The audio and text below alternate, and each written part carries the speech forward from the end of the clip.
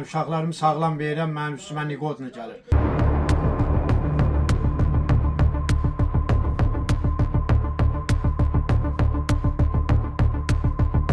Mən Əhmədov Qadir Aziloğlu, Ucar rayon sakini, 4 uşaq atasıyam. Mən oğlum Əhmədli Nadir Qadiroğlu hərbi xidmətə çağırılıb, gedib hərbi xidmətin yerinə yetirilib, çəkib əskərin tərtəmiz, bütün fəxri fərmanlarından tutmuş, bütün hər sənəti qodunu gəlib evladım. Gələndən sonra aparmışam dövlətə işə qoymağa. Dedilər ki, sən evladın hərbi bileti yararsızdır. Onda aid oldu ki, baxdıq ki, gördük ki, bizim vayni biletimizin hərbi hissədən, buradan Ucar komissarlığından gedəndə uşağıma niqodunu peçatı vurulub, mən kimisə evladın yerinə mən evladımı aparıblar, belə çıxır. Sizdən artıq dərəcədə xahiş edirəm.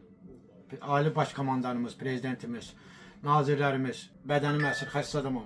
Amma sizdən artıq dərəcədə xahiş edirəm. Mən indən sonra bu uşaqdan əlavə 2 dənə evlad böyüdürəm, oğlan evladı. O da əskəriyə yola salacağım inşallah.